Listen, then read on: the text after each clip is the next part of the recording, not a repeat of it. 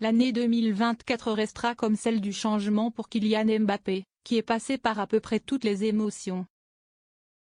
Après des débuts tonitruants du côté de Monaco en 2018 et une victoire en Coupe du Monde la même année, le champion touché par un mal dont souffrent des millions de Français chaque année, signe au Paris Saint-Germain, où il va rester 6 saisons. S'il a pratiquement tout gagné avec le club de la capitale, dont il est devenu le meilleur buteur de l'histoire, il quitte le navire à l'été 2024. Sans avoir remporté la Ligue des Champions et avec beaucoup de rancœur envers le président Nasser Al-Khelaifi et sans l'amour des supporters.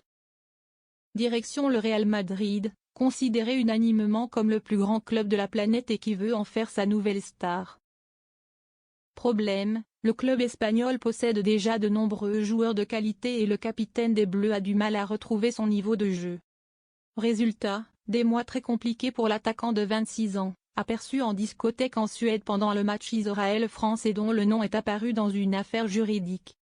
Si finalement l'enquête pour viol visant Kylian Mbappé lors de son passage à Stockholm en octobre est close en l'absence de preuves suffisantes. Le tourbillon médiatique qui a accompagné la nouvelle n'a pas dû l'aider au quotidien. Kylian Mbappé s'éclate à Dubaï avec son frère Ethan. Malgré les difficultés, l'attaquant, dont un champion du monde 98 croit dur comme fer qu'il est marabouté, a réussi une fin d'année encourageante et termine cette première partie de saison avec un bilan plus qu'honorable de 14 buts et 4 passes décisives pour 24 matchs joués. Comme tous les footballeurs des grands championnats européens, Kylian Mbappé bénéficie de quelques jours de vacances et cette année, il a décidé de partir à des milliers de kilomètres de l'Espagne.